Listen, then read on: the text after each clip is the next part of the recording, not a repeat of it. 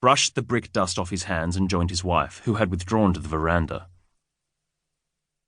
She seemed unconvinced by his command of the situation. What if there's another hole we can't see?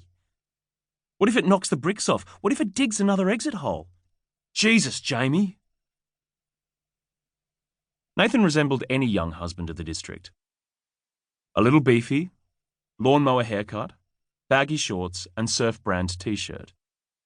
A couple of meek tats, sunglasses perched on his baseball cap. Given to belligerence when he didn't grasp things. Which happened often enough that Jamie had developed a habit of impatience. "We need to call the snake catcher," she said sharply, masking the jitters she still felt. "Oh, for..." Nathan remembered Serena Ray in time to bite off his words. She gazed at him as if she shared her mother's view of him. "The number's by the kitchen phone," Jamie went on. Nathan knew that. He'd stuck the snake catcher's name and number there himself after reading a story in the local paper. Baz, the snake catcher, advising residents it was going to be a good season for snakes, particularly copperheads, tigers and red-bellied blacks. "Nathan," said Jamie, her tone carrying the rest of the sentence. Okay. He stomped back along the veranda to the front door. Christ, he'd left it open. Who knew how many snakes had slithered into the house? Quick glance back over his shoulder. Jamie was still eyeing the slab, jiggling Serena Ray on her hip. Serena Ray was eyeing him. He gave her a sickly wave, entered the kitchen and dialed the number. Waited. Gazed over his yard to the side fence and neighbours' pine trees and the acres of undulating grassland all around him. All of it crawling with snakes. Eventually, Baz arrived, wearing a blue Snake Catcher Victoria polo shirt, jeans and heavy boots. A cap shaded his face. His big mitts clasped a long crook. Staring from Nathan to Jamie, he said, "Lead the way," as if time were valuable. Nathan indicated the slab and Baz shook his head. "Jesus, you're not making it easy on me, are you?"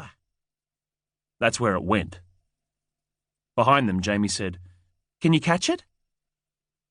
"Give me a jackhammer and a bobcat, maybe," said Baz. Nathan stood with him, eyeing the slab, and wished he'd just ignored the stupid woman and chopped the fucking snake in half. Should have killed the bloody thing. Baz turned to him, slowly, calmly, and said, "Bud, I didn't hear that. And for sure I don't want to hear you say it again. It's illegal to kill snakes. You're looking at a $6,000 fine. I'm just saying, well, don't." Baz pointed to the discarded axe. "Even if you chopped it up, the head section is capable of biting you for a long time afterwards." "That's what I told him," Jamie said. Nathan's meaty hands clenched and unclenched. "So what, we'd just leave it where it is?" "Mate, if it can't get out, it dies," Baz said. "By blocking off the hole, you've in effect killed it. $6,000. You'd report me. Jesus fucking Christ, what the hell are we supposed to do? We've got a little kid. You're saying we remove the bricks so a venomous snake can roam free and me and my wife and kid barricade ourselves indoors for the rest of our lives?" Baz, unimpressed with Nathan, was nonetheless a fair man. He had kids. He'd even suffered a snake bite 10 years earlier, throwing his family into a panic. He chewed his bottom lip. "Okay, this is what we do. You need that slab for anything? Intend to build a shed on it, for example? You can cart it away for all I care. I'm not carting it away, you are. Or disposing of the pieces once we've broken it up, anyway. I've got a mate, a concreter, specialises in house slabs, verandas, foundations. He'll dig it up, no worries.